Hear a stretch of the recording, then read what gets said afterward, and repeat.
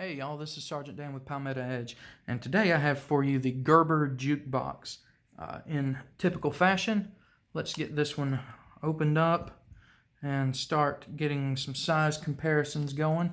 So here it is against the Spyderco Paramilitary 2, the Benchmade Bug Out, and this is the Blackout Bug Out from Blade HQ.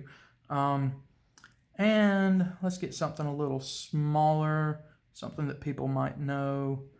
Let's replace the PM2 with a Spyderco Dragonfly. So as you can see, it's a good medium-sized knife. Now getting some specifications out of the way here. Overall length on this one is 6.625 inches with a 2.75 inch blade length and a 2.50 inch cutting edge. The blade is 7CR17 MOV. It is not marked as such on the blade, but that's what Gerber says it is. It is a hollow grind. Come on. Focus on my hand here. Hollow grind. I guess sheep's foot style blade, stainless steel liners, acrylic scales on it here. It does have a deep carry pocket clip that is one position and one position only, and that is tip down right side. It is a deep carry pocket clip. Don't know if I mentioned that already, but it is a deep carry pocket clip.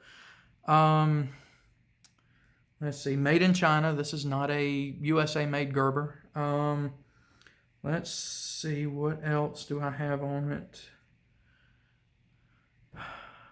I guess that's about it. Oh, it is one hand open with this little tang thing sticking up here. So not assisted, not automatic, nothing fancy like that. It is a liner lock. And so, yeah, I guess that's about it for specifications. So, if you've watched any of my videos in the past on Gerber, you'll know that Gerber and I don't exactly get along. I'm not a huge fan of Gerber. Matter of fact, the only reason that I bought this knife was in a series of several Gerber knives that I bought to try and give Gerber another chance at making a knife that I like, making a knife that I think is worth what they ask for them. And this one is. This one is actually a really nice, well, I say really nice. It is a good, nice, either, simple, everyday carry, gentleman's carry, if you will, maybe for this one. It's certainly not tactical, okay? There's absolutely nothing tactical about it. It's slick. It's, it's one hand open, but it's not a fast open. It's not a high-speed, low-drag knife, okay? But it's certainly cool looking. It certainly looks good. And that's one thing that I know Gerber can do. They can make a good-looking knife. But this one is actually a really nice, cheap knife. It's not just because it looks like a razor, but man, out of the box, it was sharp as a razor. It actually feels good in hand as boxy and it doesn't have any kind of ergonomic grooves or anything like that. So as square and boxy as it is, it actually feels decent in hand. The pocket clip is nice as far as in hand goes. Okay, it doesn't give any hot spots. It doesn't start poking or jabbing anywhere like that. All of the edges are nice and rounded off and smooth. Let's see, I mentioned it was sharp, so I mean it's got a good edge on it with a hollow grind backing it up. Backing it up. It is a little bit thick, so I mean it's not like a super slicer, but I mean it'll get any job done that you need it to pretty much. Okay. Let's see what else.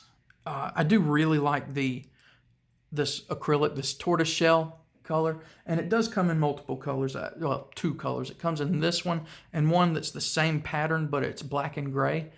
But I liked this one better, so this is the one I got. Like I said, deep carry pocket clip. So, you know, when it's in your pocket, only thing really sticking up is this little, I'm going to call it a tang. I don't exactly know the term for something like this. This little tang sticking up here. Okay. Of course, it's branded, so I mean, you're going to have Gerber blasted on it there, so people know that you're carrying a Gerber, unfortunately. And not that I have anything against, you know, something like this, but, you know, there's better ways of doing it. Let me try and find one that I think is a better example. Like your Spyderco pocket clips, your standard Spyderco pocket clips. Okay, it's got just a little spider engraved on it there, okay? As opposed to just saying Spyderco or something like that. So is there better as far as this goes? Yeah. Is there worse? Absolutely. It could be a SOG, right? Let's see. It took me just a little while to figure out how to open it good one-handed, but man, once you do, you can get it open and closed one-handed. It's smooth. You know, it's certainly not like you can, it's not quite a front flipper. You can't quite, because, you know, part of the reason is your finger's in the way there when you go to open it, but it's not quite loose and smooth enough for that, but it's certainly, there's certainly no grinding, no hold up, no nothing like that when you're opening it. Lock up is good. I typically like a good solid lock up. You know, there's some people that don't like it to lock up as much as this one does, but I like it. That way I know it's not closing. You know what I mean? So yeah, really, like I said, a good, you know, good cheap everyday carry or gentleman's carry. Okay. It looks really good. It's a really cool look. It's a really cool design, really nice looking. So yeah, that's all the things that I really like about it. So what don't I like about it? One thing is the steel, 7CR17 MOV. It's a cheap steel. So don't expect to be able to do any kind of really hard use with it. And then also expect to, after, you know, some light use, you're going to have to sharpen it, okay? And, you know, that's just the downside to a steel like that. 7CR17, 5CR15, 8CR13, any of those kind of steels, they're lower end steels that don't hold an edge very long. But on the plus side of that, when you do have to sharpen them, they're a piece of cake to sharpen, okay? So there's that. Another thing that I didn't like, if you saw my unboxing of this one, I was talking about, it feels a little loose, and sure enough it was. I took it apart and figured out that all of these standoffs here, all of the screws for them were all loose. So this thing was, I mean, you know, I could move it and you could physically see the two different liners here kind of doing this, okay? And the way to fix that is you have to take the scale off, and then the screws for the body and all are underneath them. So, I mean, it was an easy fix. It was an easy fix, and it's fine now. But that was another issue that I had with it, you know, out of the box. You know, one of those things where you just kind of go, why didn't quality control pick that up? And then you go, well, it's made in China, okay? Oh, one thing I didn't address, there's no cutout for the lock bar here, okay? But it is easy to get to. It actually, I guess you can see it. Yeah, if I move my hand out of the way, you can. It actually kind of sticks out a little there. Nothing obtrusive, okay? But just enough so you can get on it good, get it pushed down, get that blade closed, okay? So yeah, I was actually impressed with this one for it to be a Gerber. Now, I can say that this is one that I haven't, other than my testing period and all, to do a review on it. It's not one that I have carried a lot, and that's not because it's a bad knife. It's because it just doesn't fit my preference as far as knives go. my carry style, my lifestyle, anything like that. You know, if I'm gonna get one of my knives to be a gentleman's carry, or for something that looks a little fancier than more tactical, you know, I'll get one of my nicer carbon fiber ZTs, or let's see, I don't really have anything else over here that's a good gentleman carry knife. Now let's talk about price on it. Price for this one is $32.95 on Blade HQ and most other online retailers. That's fair, I guess. My biggest problem that I have with Gerber is the price they ask for their knives compared to what you can get from other companies for that same price. Okay, a couple of examples I have here would be, let me see. And these, I can't exactly remember the exact prices for these, but one's more in that price range. Is the Kershaw. What is this one called again? It's a new one. I've done a review on it. Oh, there we go. One of the. Come on now. And of course, it's not going to have the name on it. Dang, what is this one called? I don't remember. Sorry, guys. I don't remember what this one's called.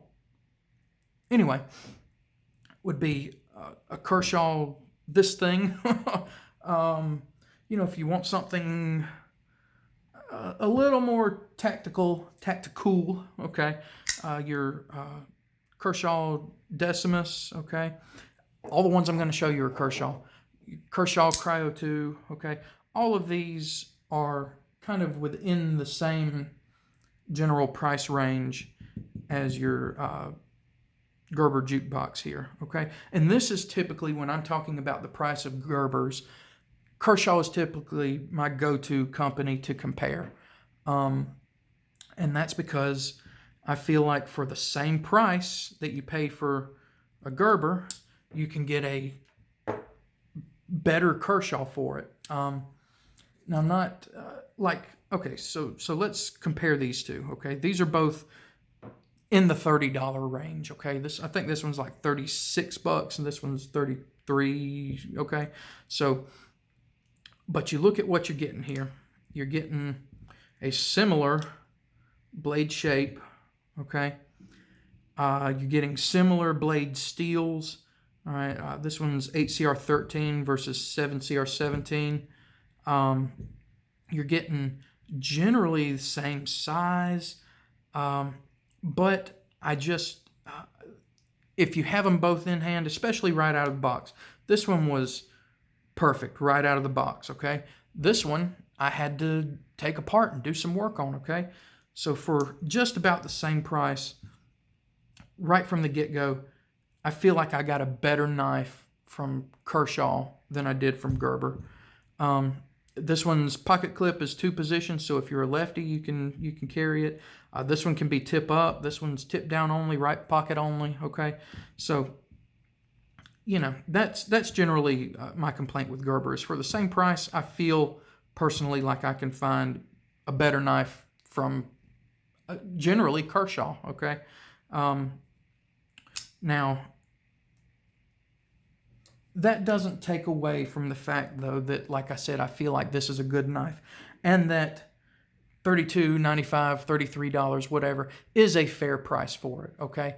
It all just depends on what you're looking for, okay? So, although I said this one is a good comparable knife in my opinion, the looks are very different on them, okay? So if this is more the look that you're going for, then get this one, okay? It's still a good knife for the price. Now, in all transparency, most transparency, okay, I did not pay $32.95 for this one. Gerber has a discount program for military, law enforcement, first responders, and I got this knife through that.